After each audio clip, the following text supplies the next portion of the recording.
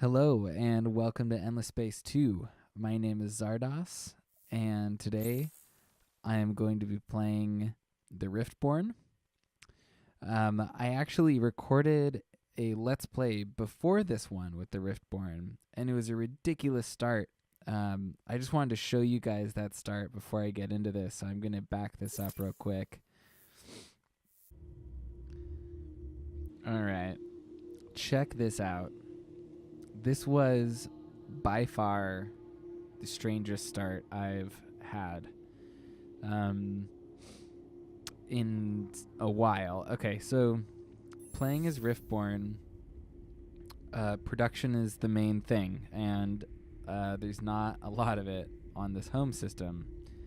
Not great, but very early on, I realized I'm on this little ring here with one offshoot to Aldebaran, another offshoot up this way, and then a bottleneck that just goes for a while to this system here. Also very strange was that right next to my home system, I had this ridiculously good system. Insane. It's let me just be sure that I'm getting this right. It's a huge lava, huge desert, huge ash, medium desert, and large ash. This is pretty much perfect for the Riftborn. If you have a system to accommodate the science, this is a ridiculously good industry system. Also had microfactories, mutated flora, and humerus instantates, all positive. Anyway, really sweet system here. Aldebaran is not bad, with some lava, ash, and a tundra to kind of pick up a little bit on the science end. And then up here, this bottleneck to the rest of the galaxy, really, from this constellation at least, is also a pretty good system with lava, ash, desert, steppes. So I was happy to colonize that as well. Another strange thing that I saw is that there's like this wall of minor factions and another minor faction here. 4 minor factions all in this one constellation. Then also next to this minor faction, and the academy is right here. It was just a very strange it's a very strange start. I don't know. It really, I'd never seen something like this before. 2 of these little, there's a neutron star and a collapsing star, and there's another collapsing star over here, but those are pretty much out of range. It will be for most of the game, or at least most of the early and mid game.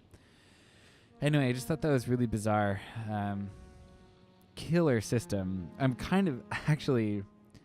I'm thinking I might just play this game out on my own time.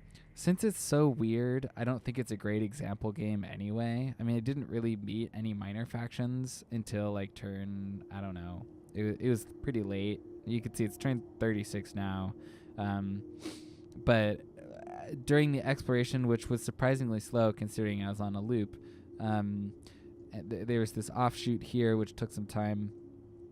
Yeah, it was a really weird game to look at, and so I think I'm gonna play this on my own time because it's not great Let's Play material because it's just really unique. So anyway, we are gonna go now just straight forward to the intro of the Let's Play and talk about all the settings and stuff like that. So we see you there in a second.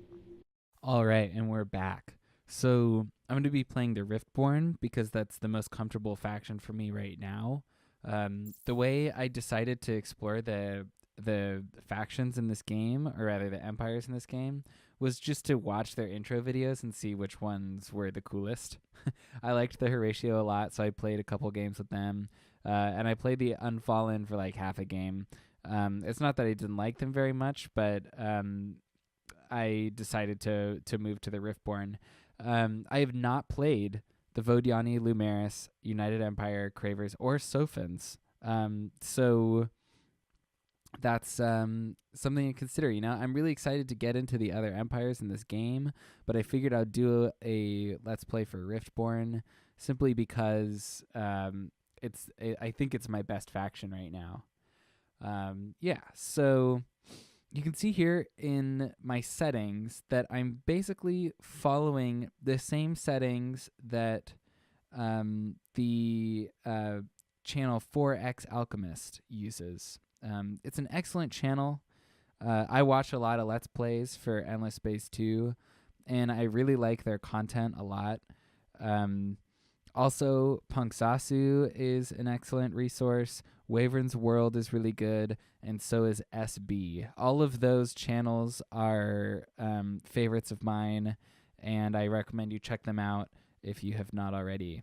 So in the gameplay settings, I have 10 competitors, endless difficulty, of course, hard, minor civilization difficulty, huge galaxy size. The galaxy settings are standard outside of that. And the victory conditions, I have score victory and economic victory turned off. The reason for that is that I want to explore the late game. And as 4X Alchemist has pointed out, economic victory tends to happen pretty quickly.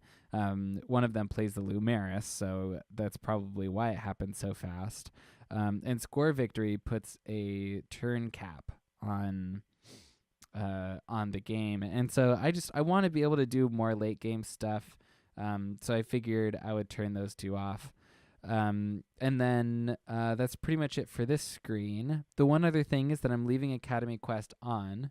You might be curious as to why I'd even mention that, and it's because on Amplitude Studios forums, which is called Games Together, it's on their website, really excellent game developers.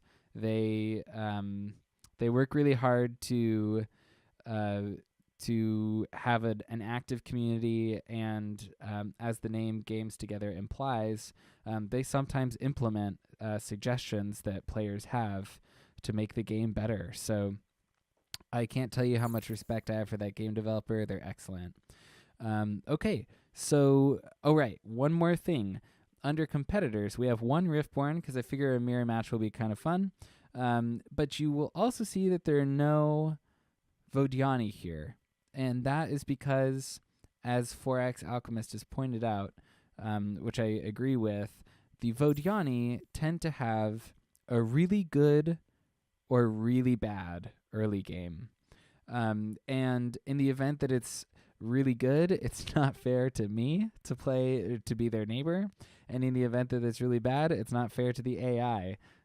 So generally, I think it's a cool faction. I like the mechanic of arcs and stuff like that, but their playstyle is just so different from the rest of the factions that I've decided to go along with the suggestion that 4X Alchemist has made to not play with them. So anyway, perhaps that will change in the future. Let's get into this game. I really like these belt things that the Riftborn have. I think that's a cool, creative spin on the mechanical body trope. So I think that's pretty neat, the way they can grab stuff, and yeah, it's cool.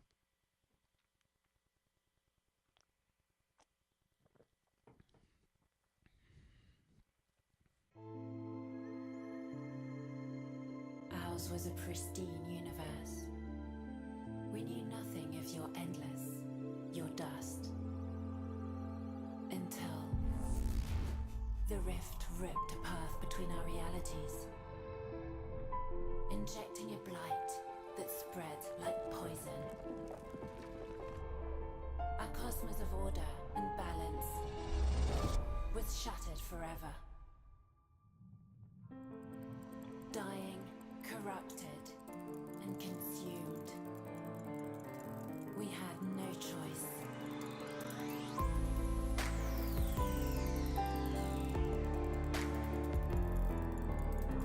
We are outcasts in the chaos that is your universe, willing to do anything to save our own.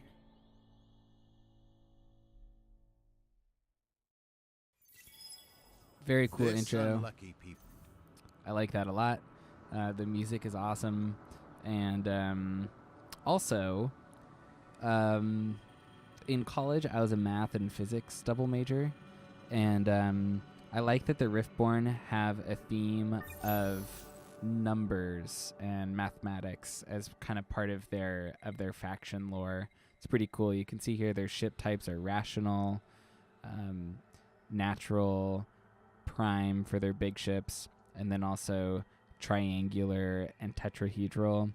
You guys should probably be familiar with those first three, but the last two, triangular numbered, in case you don't know, is a number where if you made a triangle with like pool balls or something like that, if you made an equilateral triangle, the number of balls is a triangular number. So 3, and then 6, 10, 15. Those are all the numbers of objects that you can make the orientation of an equilateral triangle in. It's kind of neat. I hope that makes sense. And then tetrahedral is the same way. Tetrahedron is a pyramid with a triangle as its base.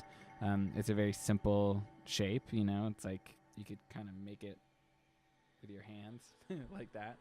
And a tetrahedral number is the number of pool balls it would take in order to make a tetrahedron, although admittedly it would be pretty difficult to build that. While we're in the science screen, we might as well choose our first tech, and it's going to be xenolinguistics. That's because although xeno-industrial infrastructure isn't great for us, we'll see why in a second, our home system doesn't have many fertile or temperate planets, but we do want titanium as fast as we can get it. I'm going to queue that up and then head on into our home system to talk a bit more about that. Vanguard, our home planet, always starts with a titanium deposit, and as part of our unique empire ability, we have the compression singularity, which effectively doubles time in a certain system. You can see heroes level up twice as fast. That's plus 100%. Recovery rate from assignment on heroes, depletion points for the cravers per turn on planets, and experience per turn on ships, stuff like that. They didn't do plus 100 FIDs, even though thematically that makes sense, just because that's way too strong, right? But anyway, these cost titanium, and we're going to want to use them as soon as we can. And then we also have dilation singularities, which do the opposite. They cut time in half.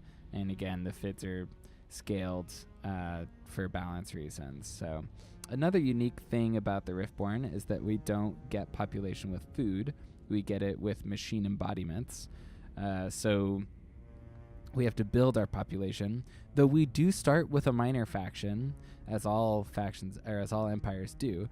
And so due to that, we do have population growth. It just means we'll always get minor faction population because we're not going to be naturally generating any Riftborn citizens.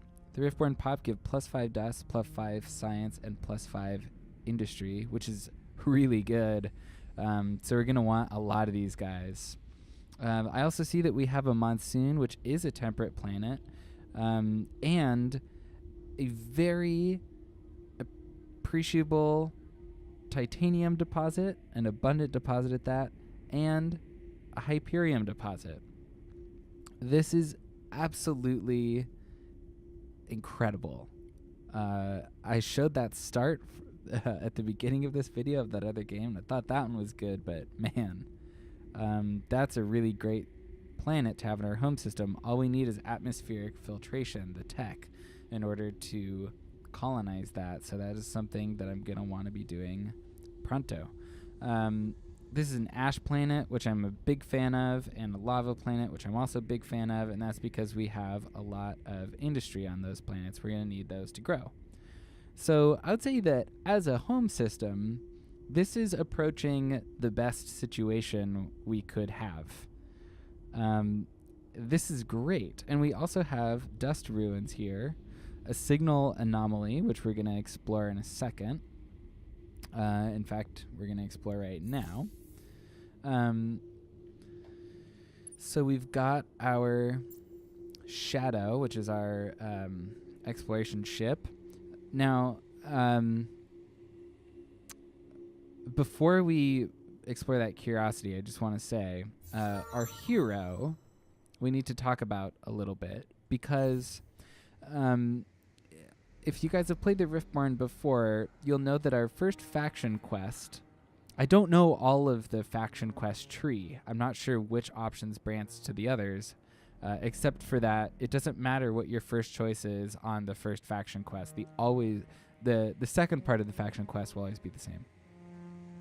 So you just choose whichever one's the fastest.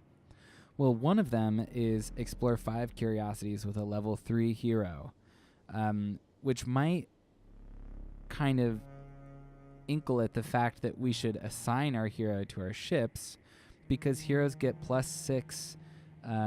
They get +6 experience for exploring a curiosity, and sometimes curiosities will give experience extra. So we will get a level 3 hero very quickly if we put him in an exploration ship.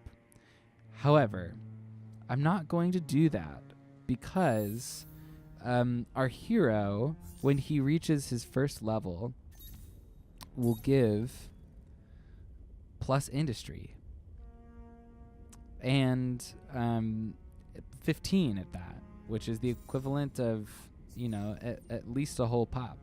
In fact, over 2 pop, almost 3. So it doesn't make a whole lot of sense for us to assign him to the ship, because then it'll be 9 turns before we can get him back over here. Now, I want to check on something first before doing that, because I do believe that the first option in the first faction quest for Riftborn is actually, or rather can be, the fastest if you can stretch the industry in the early game. So here's what I want to experiment with. Heroes get XP when they're a governor by completing construction. So if we have machine embodiment, let's say, as our first construction, which is likely going to be our first construction, well, that's going to take 6 turns. If we assign our hero to our exploration ship, he will lose out on the experience from getting this machine embodiment. However, we do have 2 pretty good industry planets in our home system, so perhaps it's actually permissible to say, let's colonize first. That'll take 4 turns. Then once we do that, there's no way that this is going to take, that'll be another 6 turns there. So if we end up assigning people over here, perhaps in 9 turns we'll also finish machine embodiment. So there's a chance that if we do this build order and we assign our hero to an exploration ship, he'll miss out on the experience from both of these things. That's not necessarily a deal breaker, but I think it might be best to just keep him here. I do like experimenting with the Riftborn faction quest because it's interesting. I think you can actually get your hero to level 3 like really quickly. I mean like first 10 turns he can be level 3. That's fast. So but I think to play it safe, as it is my first Let's Play, I'm going to go ahead and assign him as a governor, which means he's not going in our exploration ship. I'm going to do a machine embodiment and then colonize this place. Lesath 1.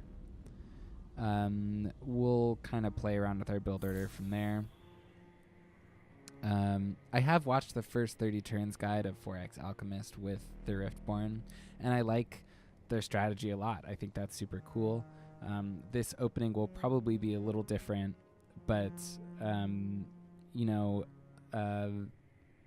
endless difficulty on this game is not that hard, so perhaps there's more than one way to have a great start here. Okay, so this curiosity is locked because it's level 2. I'm going to do the kind of classic exploit where you fire off some probes and then retrofit your exploration ship.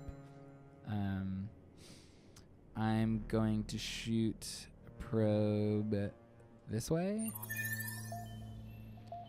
and like this way, I think. That takes up its movement points. But I am going to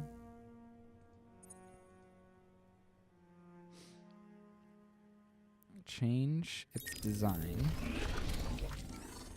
giving it probes and taking off this laser just to make the upgrade cheaper. Oh, also, this is a level 2 movement module, when really level 3 is our best one. I don't know why they start us with a 2-point movement module. It seems a bit silly, doesn't it? It's hard for me to justify that. 'Cause you really ought to just retrofit it to give it more movement anyway. It's a scout ship. It needs to have good movement, so. I don't know why Amplitude has opted to do things that way. Okay, and then I'm also going to edit our Geist. And just give him a ton of movement. And that is because, though it will be expensive,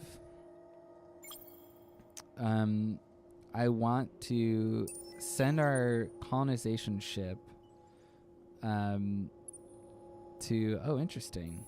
Wow, look at that. This is a cold system with large planets right next to our home system. So this is a good place to gather science, but I am skeptical about colonizing it. I would like to, if I can, try to find another major civ. Wow, look at that. There's a neutron star there. Interesting. Another major civ and forward settle on them, which means settle as close to them as possible, preferably in a bottleneck that will allow us to defend the rest of our territory, or rather kind of just cap them from colonizing past that point. That was a really good tip that 4X Alchemist provided on their channel that I really like a lot. So I'm going to use that. Thanks, 4X Alchemist. Give credit where credit is due, after all. We discovered NP artifacts, I believe, because our Pistis population is fond of those. These change every game, so sometimes they're into other stuff. I believe that luxury is actually like a tier 2 luxury. You have to get some text before that's even visible. Pretty sure that's how it goes anyway. All right, so we've got our, let's see. Oh, one thing we don't want to forget is queuing up Toys for Boys. It costs 10% industry, which is something to consider, but it does give plus 30 approval. So, as you guys can see, this machine embodiment costs 250, which will take us 6 turns, and we have 45 industry. So 45 times 6 is 270. Yeah, that makes sense. 270.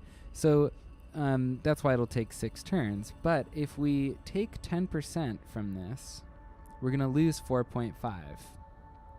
For simplicity of math, I'm just going to call it 5. So we'll have 40 industry here. This costs 250, which means it's actually going to take us 7 turns to complete machine embodiment when we queue this. However, if we do queue it, we'll end up getting these guys up to happy, and we will get a science and dust boost as well from our Empire approval. I'm actually not sure if it's worth it, because the relevant buffs to our other resources might not actually be substantial, but I'm going to try it and see literally how much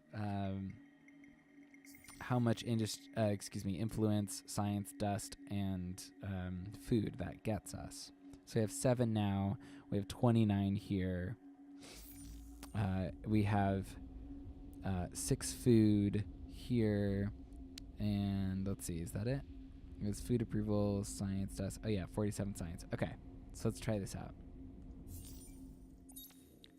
Toys for boys. So, still 7 influence, although now it's 7.7, which that the game will account for the decimals, so it's a little bit.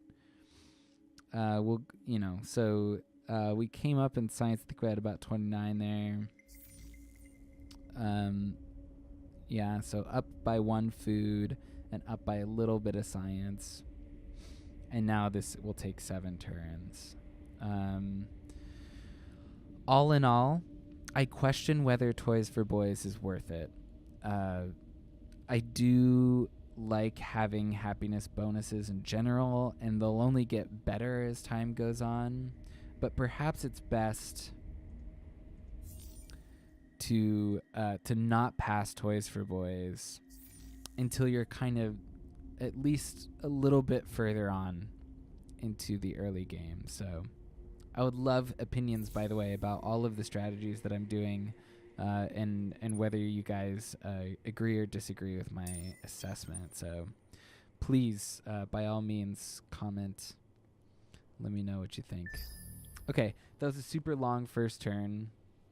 Yeah, that was a really long first turn. I don't usually play that slow, but, you know, it's a 4X Let's Play, right? So there's a lot to go over. Interesting. We found a solar nebula, which gives us some dust, and it has 2 stems, or 2 lanes, rather, that go off of it. These guys can keep on moving.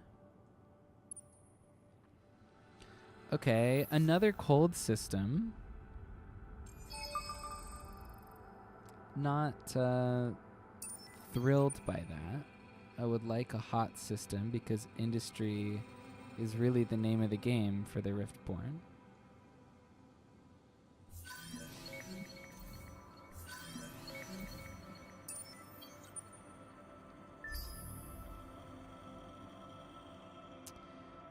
Looks like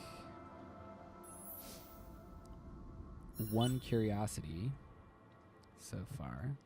These look like they're kind of shaping up to be going to the same system. Yep. Wow, look at that. 5 habitable planets. Interesting. I'm going to take a look at that in a second after, geez, a black hole. Okay, so we have a lot of these like aberrant or anomaly type systems. I'm not exactly sure what they're called. You can tell we're on this part of a spiral arm, right? So I believe that this probably doesn't connect up here. And again, I want to forward settle. I want to try and cap off a whole big chunk of this galaxy for us to settle in. So I'm going to keep moving forward with my colony ship there. Another cold system. I'm not thrilled to see these. Oh, and I don't want that scout ship to move on just yet because we have some curiosities to explore. Oh, but it's not orbiting the system yet. It's 1 point off. Whoops. Okay. There's a chance that these are going to the same place, although if I attempt to triangulate those lines, it's way far. Hopefully that's not true. Hopefully it's like a little quadrilateral, or maybe that's an offshoot and this keeps going or something like that. Interesting that we have all these, I forget what these are called.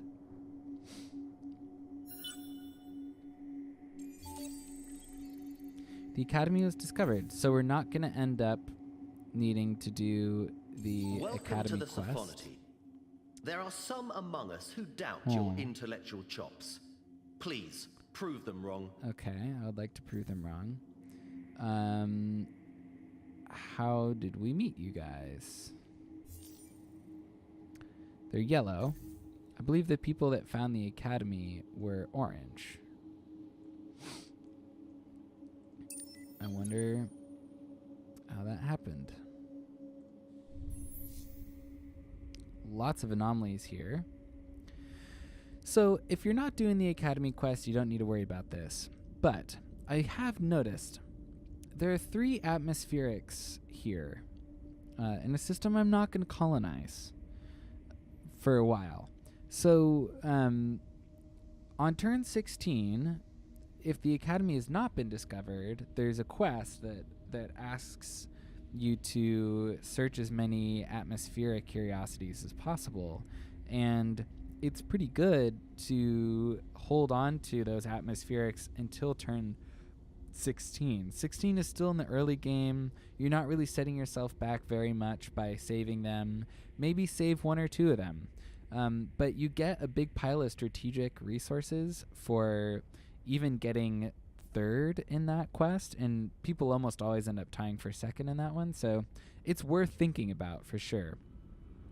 I have 4 probes, so I'm just gonna kind of shoot them wherever. There we go. Big bunch of science. A life form, which gives us the Heroshems. I'm happy to see them, and I'll talk about that in a moment. Hostile fauna and more dust. So we have a lot of dust now. 1 more probe. Atmospheric. They're both atmospheric, so this is irradiated, but we got the Grim Recycling battle tactic, which I'm going to look at in a moment. So some mixed anomalies on a tiny planet doesn't really mean a lot. A negative anomaly on a huge planet would add up, I guess, over time, right? Because we could stick 5 people on this planet, so we're losing out on, the appropriate amount of science, food, and approval there. So generally, I'm, it's not a big deal to me, but I like seeing positive anomalies on big planets, and I like seeing negative anomalies on small planets. Right? Okay. So that's their hometown. Interesting.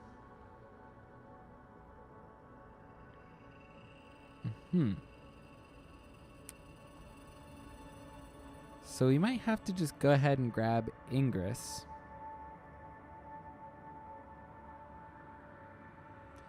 This is probably going to take us to an offshoot, seeing as it doesn't look like it's connected or wraps back around at all.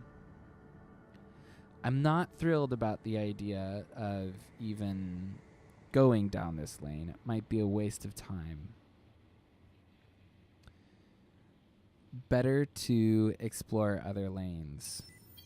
But I'm not super excited about the layout here that we've got. And it looks like... Okay, so that is their scout ship. Alright. So that must have been how we met them. We need research. We have not encountered any minor factions yet, but when we do, it's typically good to befriend them. So off-world agribusiness is basically a must. However, we also had that monsoon planet, which requires atmospheric filtration. Certainly something to think about. This one is be the first to successfully search 10 curiosities. We're in 2nd place for that, and it gives 200 science, which is nothing to scoff at, considering that that's like a free tech, if it's cheap enough, right? So that's really good. I would like to be the one to get that. Although I think the Lumeris start with 2 scout ships. Yeah, pretty sure they start with 2. So it's going to be hard to beat them. But maybe they only have 4 probes on each one. Still, it's kind of better to have 2 probes and 2 ships than 4 probes and 1 ship, right? Okay, so let's check this deed. 3 unique star system improvements. Okay, I'm going to think about that. Galactic commodities is really good for the Riftborn. because of all of our various uses for strategic resources, like singularities, for instance. Also, I want to do like a rapid expand situation. If it weren't for this ridiculously bad layout that we have, that would be really cool. But see, the problem is that our outposts use industry in order to grow, and the highest industry on any of these planets is 2, and it's because there was an anomaly there. So it's going to be hard to get an outpost going, and we'll need strategic resources to help us along in that. But it's very strange, isn't it, to have 5, 3, and then another 3 all colonizable planets. That's a lot of colonizable systems, but none of them are very viable. So it's kind of this strange little quandary. Okay. All right. So, right. Oh, I also wanted to talk about this up here, these 2 military techs. I would love for someone to comment and explain to me why this one is always suggested. Because Impervious Bunkers gives manpower capacity for defense, planetary defense on your systems. And Chain Gang Program allows you to convert 1 pop into 300 manpower at the cost of 1 turn and 300 food. So this seems like you're dumping your population to get manpower. It seems like these 2 are defensive. It's like if I expect someone to attack me and I'm low on manpower, if I need higher capacity, then N-Way Fusion is the way. But Ubiquitous Surveillance seems so much better. It gives big data shipyards, which gives you plus 40 XP on ships when you build them, which is very strong. I almost always get this. I'm a pretty aggressive player in terms of military, so I don't see why not. And then also the manpower module gives additional manpower to ships, which allows you to siege stuff down faster. So I'm a little confused as to why someone would choose N-Way Fusion. I do understand that in Chain Game Program, sometimes your pop is not very valuable to you. You've got a ton of food. You might as well transform some of that food into a manpower advantage over your opponent. I see that. I like that.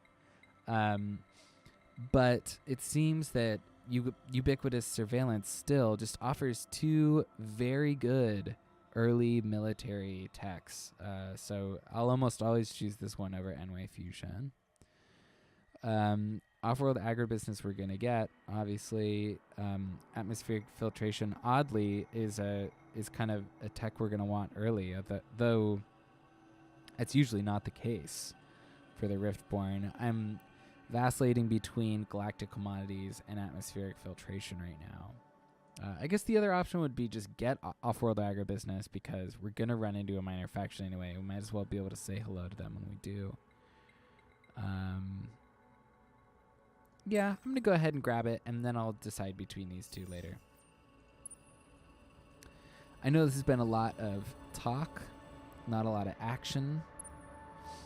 But, you know, there are things to explain, things to ask.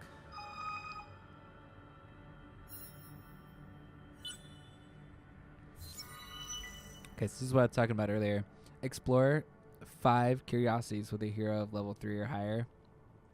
This ship has already explored 4 curiosities. It's about to get another one. So that's 5 curiosities, 30 experience. That's already more than a level right there. So our hero would have leveled up last turn and be well on its way to level 3 by that point. We'd only need a couple more systems that have, you know, a handful of anomalies on them, and we'd be done with this. Also, all of our, this is pending choice, there we go. All of these give the same benefit. They all give, in this case, 30 Void Stone, which is pretty good. Wow. I like that. It's really good. I wish I had a deposit of it instead of just a lump sum of it, because I would use it for my level 2 modernization if I had a deposit. So, you know, sometimes you'll get dust for this or influence for this, but they're always all the same. So it's just whatever one you think is going to be fastest. Strengthen, I'll tell you, is going to take about 20, 25 turns. Explore takes half the time. So look out for this. I guess the only reason why you would not do it is because it slows down your early game industry on your system. So, which, again, is totally valid concern. Low gravity and 5 XP on ships. So that would have been, you know, even more for the hero, right? Low gravity is really good. Approval and industry. Sure. Absolutely. Uh-oh. Maybe these actually are... No, look at that. If I go in a straight line, I'm still... Like, it would be out here if they were touching. It must be like a system in a system. Okay. So this guy's going back. I think I'm going to have him go over there. See what there is to see.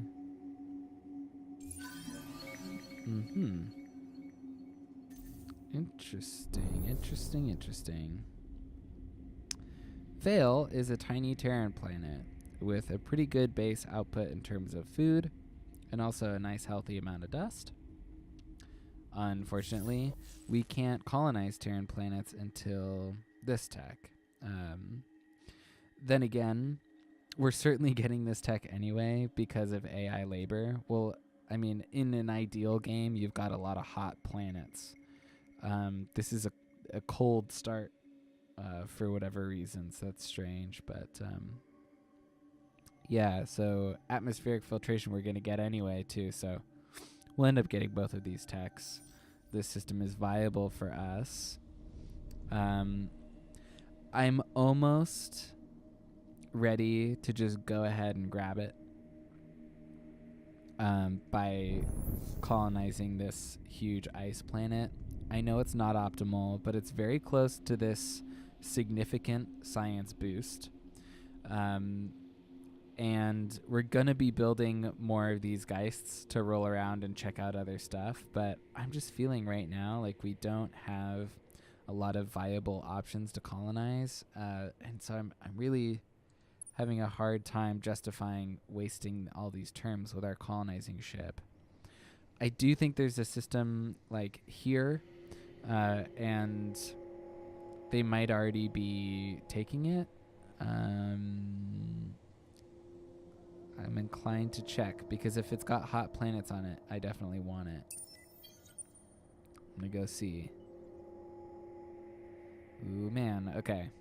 So I know we're taking a lot of time with that colony ship, but I think it'll be worth it in the end. All right. So once we get this monsoon, we're going to get a nice chunk of strategics, which I think is actually going to be up next. The reason we wouldn't get this first is that the benefit this offers us is only, you know, +1/+1 here. But, you know, this is +5 +3, right? And then we'll get the miners union. We continue. Okay, strengthen.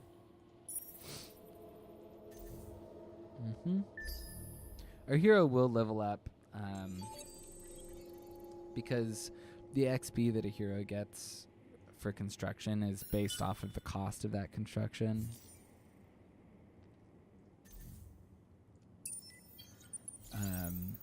Which in that case is high. Okay. Look at this. We are going to... Oh, wow. I just watched this system, or watched this scout explore that. It's interesting. Wow, look at it go. Okay. We're going to contest them. Which they're not going to like.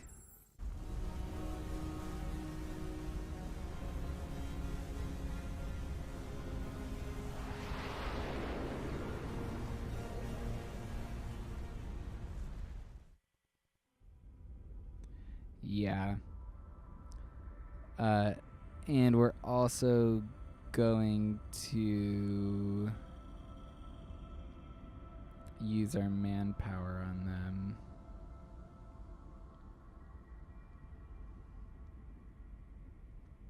Which we need to do because we're behind. I didn't think that they would do that, but they did.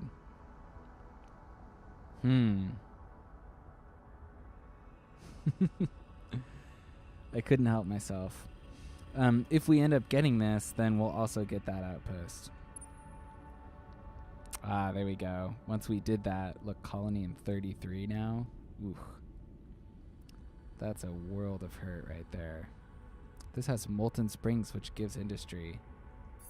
Yeah. So obviously they're going to be pretty pissed at us for that, which is totally understandable. We'll get Janus as well. We're going to absorb this science thing even faster at Gaikon. We got blue cat. Is that blue cap mold in the system? No, must have been somewhere else.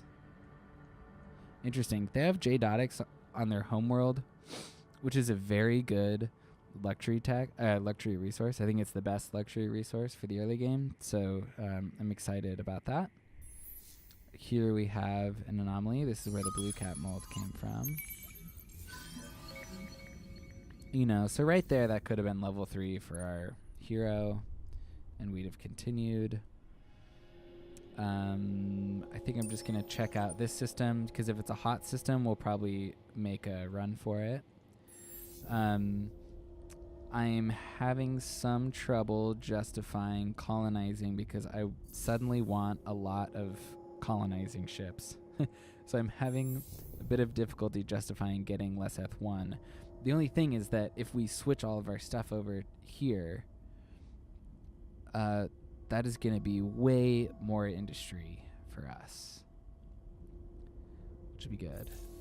Okay, so if we can snipe this from the Sophons, that would be awesome. That would be super cool. Yeah. They're mad. You're making the Sophonity nervous. What are you up to? Wait. You're settling in that system next to the mighty, intellectually unparalleled Sophonity? Bad karma, man. Do it again, seriously, bad stuff will go down. Uh-huh. Sometimes those are really funny. That one I hadn't read before, but it's alright.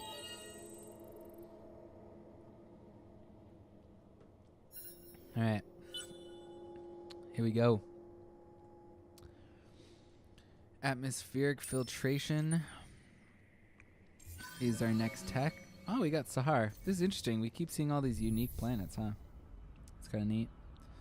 Sahar, I believe, yeah, is an arid with a ton of industry on it.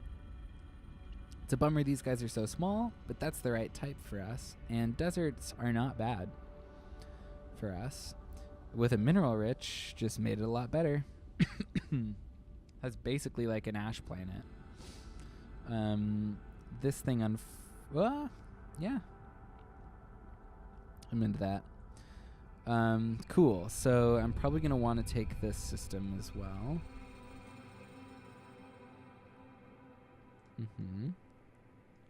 And there's a little system right there. There's no minor faction on it, so we don't have a, it's not like we need to rush over there. I'm going to stay here for a second, check out those curiosities, see what there is to see.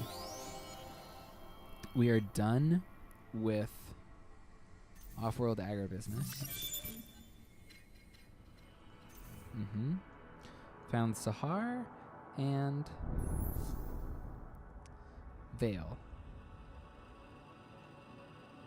Interesting. Oh, man. Okay. Now they're attacking us. Huh.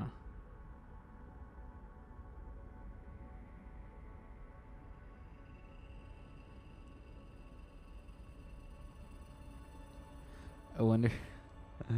oh, no. This is not good.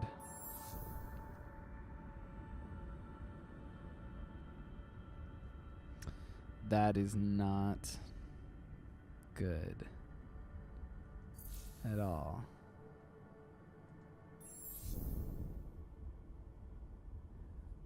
Yikes. All right. Well, anyway, I'm going to ponder that. I'm going to put a cut in this video now. So thank you very much for watching. Again, my name is Zardos, and this was Endless Space 2, Episode 1. Please comment on how I should try and take this system, because prospects are bleak right now. My thought is just rush a ship over here, but it's too far. So I think we're going to lose it, unfortunately. That would be a bummer. Yeah? Why are you knocking around? Yeah. That's no good. Anyway, thank you very much for watching. If you liked the video, please like and subscribe and do all the YouTube-y things.